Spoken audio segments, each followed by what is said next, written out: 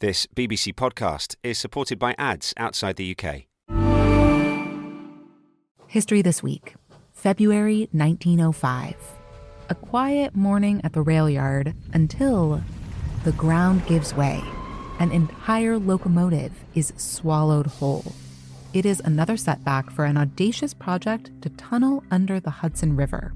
And today, 115 years later, these tunnels are a national emergency waiting to happen.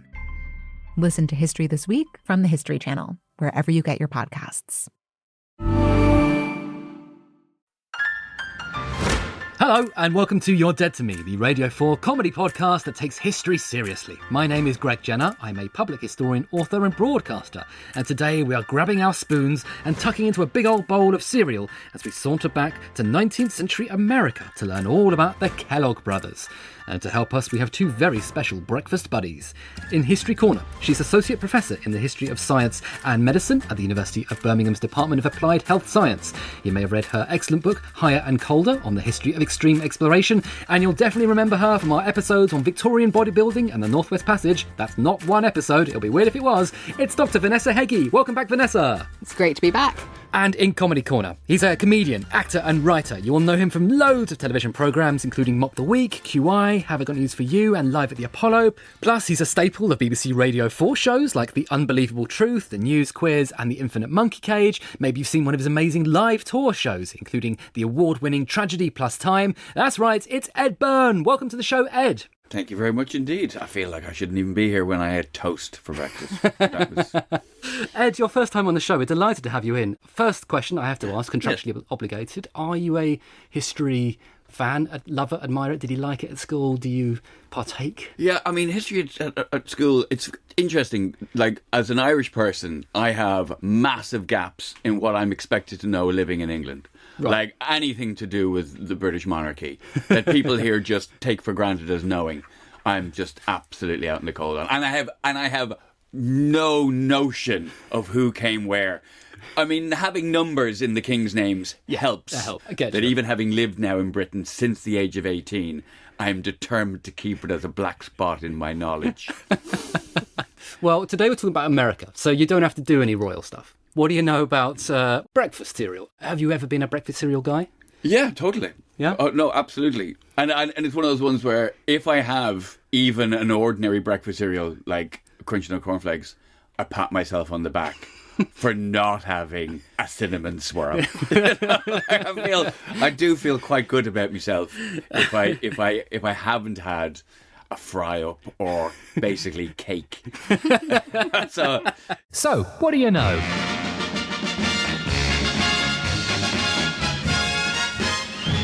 This is the So What Do You Know? This is where I have a go at guessing what you, our lovely listener, might know about today's subject. And I think, like Ed, most of you are familiar with the Kellogg's brand. If you eat cereal, like Ed, you're going to recognise their various popular products, then their mascots that go with them, including Snap, Crackle and Pop, and the iconic Tony the Tiger. He's fine. He's fine. But I'm guessing the history of the Kellogg family specifically might be less familiar, unless you are a serial botherer, or you've seen the 1994 movie The Road to Wellville, starring Anthony Hopkins. So how did a family feud lead to the creation of such an iconic company? What wellness fads were popular in the late 19th century, and what has yoghurt got to do with it? Let's find out. What's yoghurt got to do with it? The Tina Turner classic that never was. Dr Vanessa, let's start with the basics then. Who were the Kellogg family? And we've talked about the Kellogg brothers. Which brothers? So the two brothers we're talking about are John Harvey Kellogg, who was born on the 26th of February 1852, and his younger brother, Will Keith Kellogg, born on the 7th of April 1860. But they are part of a large family. Their dad, John Preston Kellogg, had 5 children with his first wife, Mary Ann, and then 11 with his second wife, Anne Stanley. So John and Will are numbers 10 and 14 for John Preston out of his total of 16 kids. This is back in the day when you used to shoot out a lot of kids. Yeah, you had a lot, yes. Especially with 2 marriages. You were going to lose a couple anyway, somewhere in the shuffle. Spoilers, that's coming up. Yeah. Okay, so when John was born in 1852, the family are still trying to make it as farmers in Michigan. But shortly after his birth, they sold the farm, they bought a broom factory, and then in 1856, they moved with their new business to Battle Creek, a small town, which is where Will's born.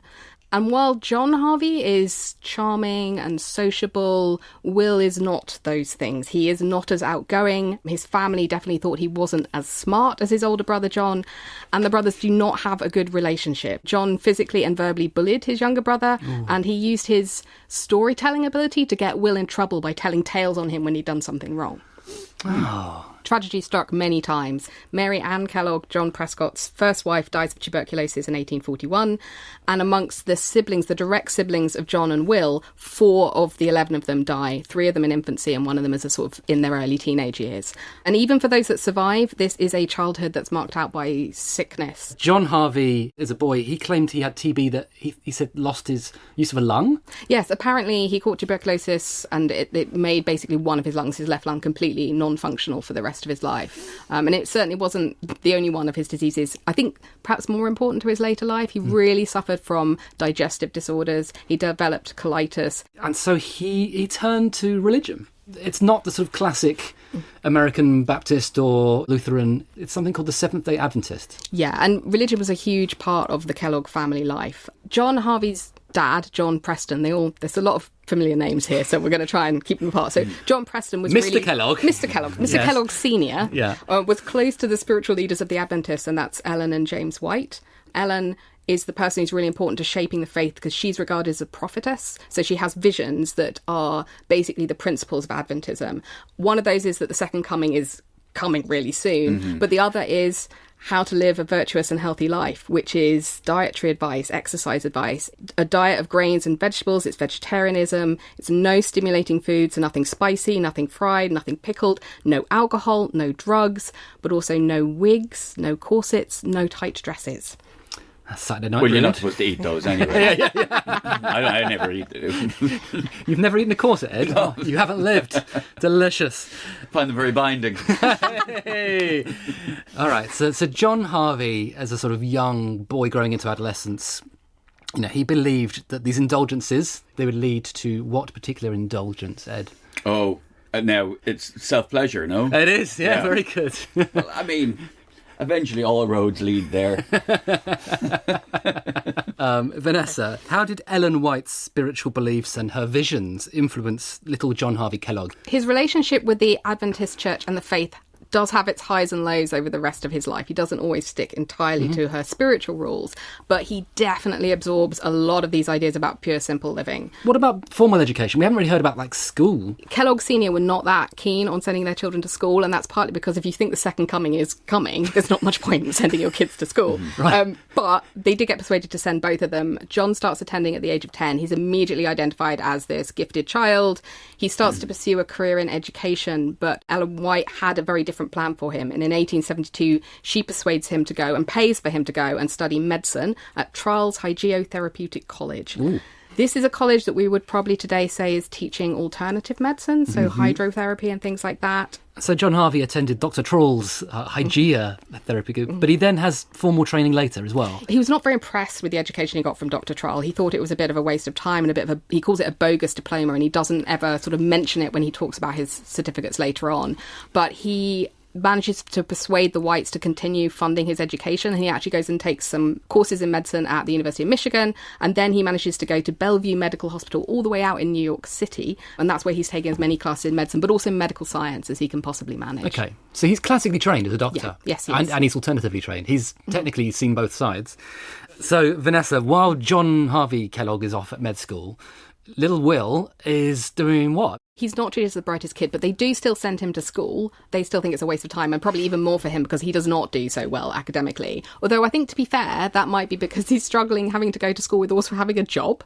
So from the age of 6, he's working in his parents' broom factory. Oh, my word. And by 12, he's so good at it that he's become a factory floor supervisor for a team of other boys working on brooms. Yeah, but at the end of the day, Nepo, baby. Exactly. That's the problem with the broom industry. I've always said it.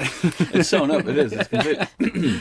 Well, he may have been better than his dad, actually. At 14, they've got him out on the road selling stuff, and that's really where Will blooms. He is an excellent salesman, but he's also really good at the numbers and good at the maths and good at the business studies and the logistics. So he manages to go to Parsons Business College in Kalamazoo, also in Michigan. And this is in 1880, and he therefore qualifies as a bookkeeper and an accountant. So business studies, basically. Let's get back to John. What did he do with his fresh out of the cereal box medical degree? Did he go and practice medicine? So after his studies, he goes back to Battle Creek, and this is what Ellen and James White had planned for him all along. They get him to run their Western Health Reform Institute because it's struggling. That's why they sent him to study medicine in the first place. He reorganises it, he reinvents it, he focuses on what he considers a healthy diet as well as the hydrotherapy they were already doing. In 1877, he renames it the Battle Creek Sanatorium. I'm saying sanatorium, not sanitarium, because he wanted to distinguish it from the other institutes. But it quickly becomes nicknamed the San to save any effort, and it thrives. And by 1880, he needs a new manager, and so he turns and offers the job to his brother, Will. So John and Will are now working together at the Battle Creek Sanatorium, nicknamed the San. Will is in charge of the bookkeeping, he's the accountant, and John is in charge of the patients, I guess, their health stuff. He's the doctor. Do the brothers now get on? They're now both in their 20s or 30s, I guess. No, things are still really bad between the two brothers. Will had to work at the San for 7 years, doing 18-hour days, including working Christmas, before he was allowed to take 2 weeks off for vacation. He's paid really badly, and that's partly because the San is associated still with the church, so a lot of people are working voluntarily or for low wages because it's church work. Well, how well is John doing out of it at this point? Well, John technically isn't paying himself out of the San. He is paying himself out of the publications he's putting out, and Will is running his publication company. So that's the other side of the business that they're also both working on. He's a sort of health author. He's kind of putting out pamphlets and so on. Okay, you can't know everything. But why is William doing this? William sounds like he's a very qualified business person. Why has he gone to work for no money with the brother that he hates who bullies him? It's harder to know because it's harder to get access to Will's personal papers than it is John Kellogg, who wrote a lot of his stuff down. The guess would be that it's still family loyalty and also possibly post-traumatic stress from being bullied, that this is what he's used to. This is the relationship he's used to. It's sad, isn't it? Let's talk about the treatments you could receive at the San. By 1900, this is an incredibly large institution. It has about 700 patients. It has 1,000 staff. It has 400 acres of farmland. It has luxurious suites of patient wings. This is full modern plumbing. It's electric lighting, all of that sort of stuff. It also has a full hospital, operating theatre, scientific analysis laboratory. It has an orchestra. It has regular choir evenings for entertainment. Gotta have an orchestra. You've got to have an orchestra. There's all the baths. There's the light baths. There's massive dining rooms. There is a full experimental kitchen, and that's because the real focus here is on the diet.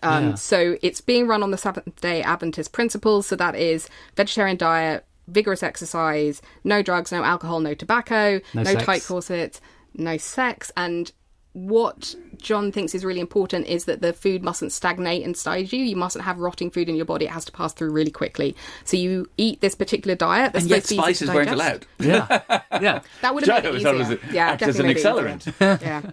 So Yogurt enemas. Yogurt enemas, if it doesn't come out fast enough, aim for 4 bowel movements a day, and if all else fails, vibration to vibration. And chew your food 40 times. Is it Fletcherism, this thing? Is it? Yes. So that's named after the health guru Horace Fletcher. So you have to chew your food, each bite of food, at least 40 times to sort of pre-digest it before it gets into your stomach to aid the process. Shoot straight through. Yeah. Ed, would you have voluntarily gone to one of these health farms in the 1900s? I'm having nightmares just even thinking about it. And I'm not, this is going to go out at, in the morning on Radio 4. I'm not going to go into detail on the thing that really puts me off it the most.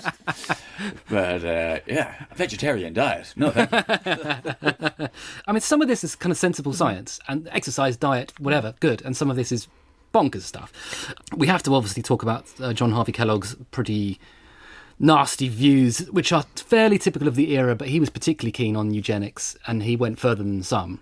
Yeah, he was a supporter of eugenics, and this can seem confusing to some people because obviously he's also advocating all these lifestyle diet, the nurture side of nature and nurture the changes, and also because the San itself could look like quite a racially progressive institution. There's no real racial segregation there. He had some very high-profile clients, including the abolitionist Sojourner Truth, but he also had African-American nurses and doctors working and training there. But he also believed in the supremacy of the white race, and he thought that we should be tactically breeding better men and women, and these are his words, like horses, cows and pigs. So he organises and hosts a series of national conferences on race betterment at the SAN. The first of these is in 1913, and he's a strong advocate of what we call positive eugenics, but that's where you try and encourage some people to have more kids, but also supported negative eugenics, which is where you try and stop people from having children. Are you going to come to me now for my hilarious take on that? Yeah, Ed, if you could just follow that up with a hilarious banger, that'd be great. No, it's obviously, it's you know, there's an awful lot of eugenicists in this time of history. Some of them quite progressive in other ways. So we're talking about food innovators in several ways, which means we need to talk about the breakfast cereal market, because so far we haven't really talked about breakfast. And that's why we're here. We're here for breakfast. Why did the brothers break into the cereal market? So they have an experimental kitchen at the SAN, which is really useful for them. And John's story, and we have to again take it with a pinch of salt, is that when he's at medical school in New York... Is a pinch of salt allowed? No. Oh, no, actually. No. A sprinkling of... A sprinkling of oats. Seeds, oats, yeah. I know we can add. I don't think we're going to popularise that as a new phrase. Needs to be taken with a sprinkling of oats. So John's story about why he got into cereals was that he's looking for no-cook breakfast, basically. Right. Yeah. He is not the only one. There are a lot of doctors and entrepreneurs who are all trying to think about this same sort of easy breakfast morning product that's also healthy and made of grains and things like that. His key inspiration is probably granular. And granular is this baked whole wheat flour crispy bits that have to be soaked overnight to become edible. So they're not really quick cook. So John and Will are kind of experimenting with different sorts of flours and grains to try and make an easier version of this. And eventually they have this mix of wheat and oat and corn. They bake at high temperatures, they crumble it up. It still needs soaking for a couple of hours, so it's not immediate, but it's still slightly better. Still less hassle than chia seeds. So how do we get cornflakes? Because I know there are multiple stories of how they come up with it. Okay, so the key step for cornflake making here, I'm not going to do too much science, but there's a little bit, which is tempering. So you soak this whatever you're using, and then you boil it, and then you sort of put it into a sheet. And it's that drying out as a sheet that means that the moisture in it is evened out and it becomes easy to bake and flake. So that's the essential thing. Bake and flake. Okay. John's story, happy accident, he's playing about at home, gets called away to the SAN, forgets what he's working on, leaves it overnight, and when he comes back and tries out, he suddenly realises, a miracle has happened and now it flakes really easily, and that's the discovery of how you make cornflakes. Will says actually it was the two of them deliberately working on it in the experimental kitchen, and that the mash was left for a lot longer and had become mouldy, but they didn't want to waste it, so they tried baking and flaking it, and then they realised it worked really well.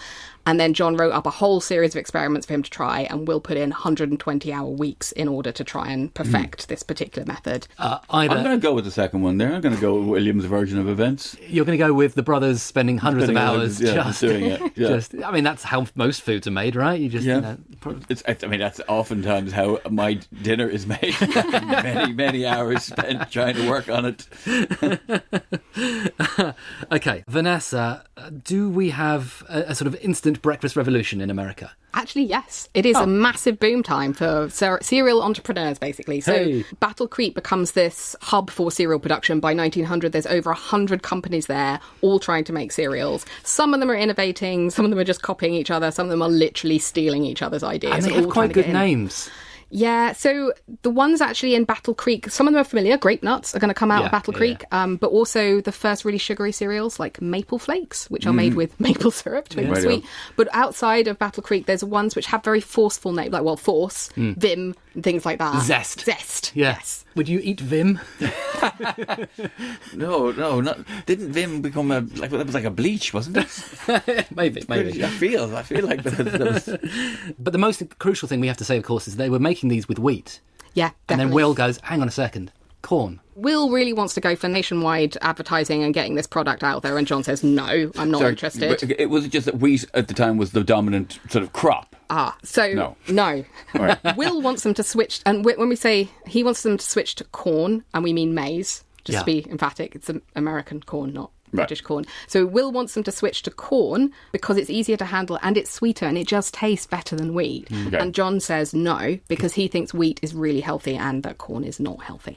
Because corn tastes nicer than wheat, and therefore you just, My wife has a term for things that taste like they're good for you, which is like, tastes very worthy. That's her subtle way of saying, I don't like the taste of this, but I'm sure it's good for me. Could we launch Worthy Flakes? Worthy Flakes, yeah. I'm getting a sense here that the brothers are still at loggerheads. Are they still able to work together? No. Will decides he has enough and he leaves his job at the San in 1901. Unfortunately, 6 months later, the San burns down and he gets roped back into the rebuild, the massive rebuild that John has planned. Poor Will. He was free. Yeah, he was free and then he was sucked right back in again. Just one more job. That time I think I'm out. They pulled me back in. How do we know he wasn't the one who burnt it down? Hello. He's definitely got motive. There are many rumours, but it was probably the really complex electric plant just had a bit of a spark. Okay, so it burned down, Will came back in, but then he goes on his own. Will launches his own company, which will become known as the company that is now famous as the Kellogg's Company, but that's not what he calls it to begin with. No, so in 1906, February, he launches the Battle Creek Toasted Cornflake Company, really catchy name. Yeah, I mean, I could see why he didn't stick with that. He changes the name of the food he's making to the Sanitus Toasted Cornflake to Corn Crisp with a K, and then finally Kellogg Cornflakes, and then he changes the name in the company to match it in 1909 to Kellogg Toasted Cornflake Company, which becomes the Kellogg Company in 1922. Mm-hmm. Quite a lot of rebrands. Yes. He landed on eventually just his own name as the brand name. Mm-hmm. Yeah. Was that, had his name become, because of the Sanitorium and stuff like that, had his name become a famous name, or did the name become famous after the cereal became manufactured? Great question, right? So the Kellogg name was known as associated with health food products and with the San and with all the publications that John was putting out. But their food company was called the Sanitas Company, not the Kellogg Food Company. And this is the source of a lot of the conflict that they had. So it would have the Kellogg name on it, but that wasn't the brand name they were using. Yeah.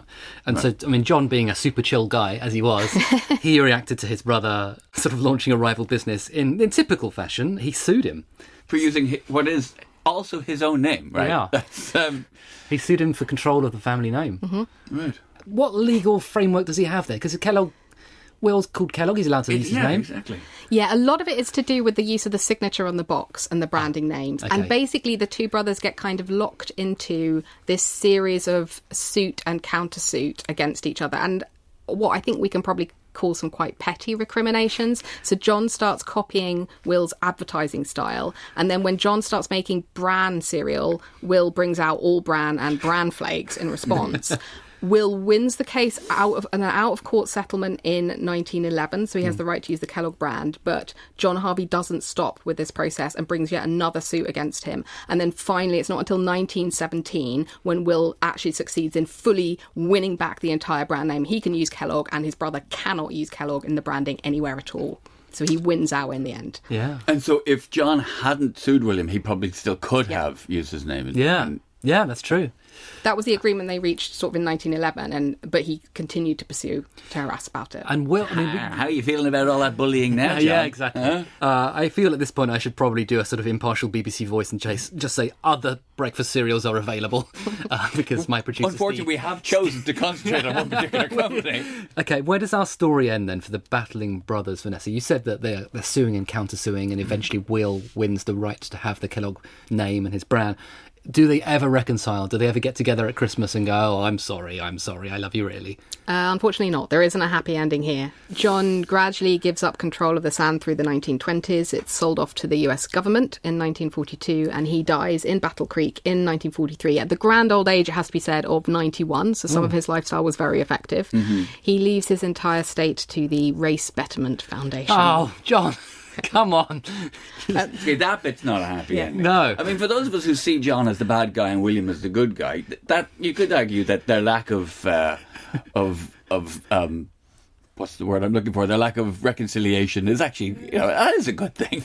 It's certainly helpful that one of them is like just still team eugenics all the way, and the other guy is giving money to charity and generally being quite a useful industrialist. Yeah, because, I mean, Will spends lots of time at his massive horse farm ranch in California, but he also dies at the same age, 91, in Battle Creek. He had set up a philanthropic organisation about 20 years earlier, which is the W.K. Kellogg Foundation, and he leaves all of his estate to that. And it's a foundation that particularly looks at challenges facing children and childhood development and children's charities. And obviously Kellogg's is still here today. I'd like to think that in as a counterpoint to the eugenics, that he ran his horse farm in a way where he didn't breed. He just let them fall in love with each other. He didn't put any thought whatsoever into breeding better, stronger horses. He just let the horses just find their own partners. Yeah, so there we go. So that's the end of the family story. And as you say, the corporation obviously is still going pretty strong. The Nuance Window! Time now for the Nuance Window. This is the part of the show where Ed and I sit quietly for 2 minutes while Dr Vanessa takes to the factory floor to tell us something we need to know about the Kellogg Brothers. My stopwatch is ready. Take it away, Vanessa. So I want to introduce a concept to try and understand the Kellogg's and the San, which is techno-solutionism. That is faith in technological innovations to solve all our problems, including our social problems. It might seem counterintuitive for John Harvey Kellogg and the San because they're part of this broader health reform movement. It tends to talk about nature rather than necessarily science. It's a response to anxieties about modern life in industrialised capitalist cities. There's been very rapid social change. People aren't living, eating, working the same way that they had even a generation ago. The move from rural to city living had disconnected people from their foodways. They don't know where the food's being grown, how it's being transported, if the packet is truthful about what's inside it. And although we're having fewer deaths, perhaps from things like cholera and plague and smallpox, we're now having new mysterious modern diseases, particularly amongst the middle classes, particularly amongst those who work in offices, headaches, digestive disorders, fatigue, stress, anxiety. And modern medicine doesn't have at this point a lot to offer to those people. And that's where the doctors, health reformers and entrepreneurs step in, not to reform society, but to offer these lifestyle changes, these new diets, these new regimes, these new health resorts to deal with these problems. A lot of them use a rhetoric not only of naturalness, but also the past. So looking nostalgically back to how we used to live a generation ago, but also even further, looking to anatomy, biology, evolution to say how we should live and how we should live in a healthy way. The past will cure modernity. But that relationship is complicated when you bring the science in, because science and technology can make society too fast. It can process our food, but it can also enable us to make a lovely, healthy, digestible cornflake, and we can have now sunbaths in the middle of winter. So people like John Harvey Kellogg don't want us to go back to that pre-industrial life. They don't want us to live like the people he called primitive savages. Instead, he wants to use technology to solve these problems. Our stomachs can't handle modern life, so let's use technology to pre-digest our food for us, and then we can move through the modern world perhaps more like a machine hybrid, a cyborg, than a natural animal for this new, exciting modern world. Amazing. 2 minutes on the dot. Look at that. Bang on. Thank you so much. Techno-solutionism. Interesting stuff, Ed, isn't it? Yeah, I mean, I have to say, I'm someone who, I'm more so into eating now, but as a kid, I just found eating food was just something I had to do and I never wanted to do. I never had much of an appetite. So I've always dreamed and looked forward to this future where we would have pills Space for pills. breakfast. Oh, yeah. You know, and I'm more annoyed by that than rocket packs. Like, we all thought we'd be flying around in jetpacks. Where's my hoverboard? Exactly. Yeah. Thank you so much, Ed. Thank you so much, Vanessa. If you want more from Vanessa, check out our episode on Victorian bodybuilding and the one on the Northwest Passage, both fascinating. And for more American entrepreneurs, why not listen to our episode on P.T. Barnum? He was an absolute monster. Or Madame C.J. Walker. She wasn't a monster. And remember, if you've enjoyed the podcast, please share the show with your friends. Subscribe to You're Dead to Me on BBC Sounds. I just want to say a huge thank you to our guests. In History Corner, we had the fantastic Dr Vanessa Heggie from the University of Birmingham. Thank you, Vanessa. Thank you for having me back. It was a pleasure. And in Comedy Corner, what a debut. We had the exceptional Ed Byrne. Thank you, Ed. And to you, lovely listener, join me next time as we rummage through the pantry of history for another delicious box of facts. But for now, I'm off to go and sue my brother for control of the family name. Bye!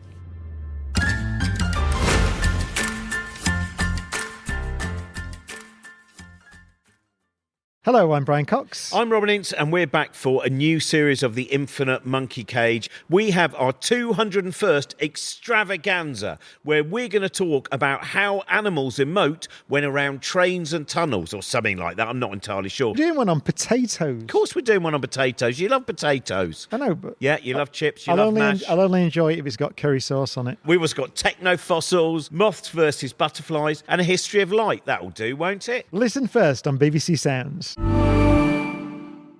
History This Week, February 1905.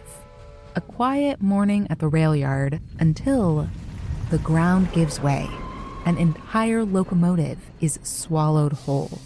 It is another setback for an audacious project to tunnel under the Hudson River. And today, 115 years later, these tunnels are a national emergency waiting to happen. Listen to History This Week from the History Channel, wherever you get your podcasts.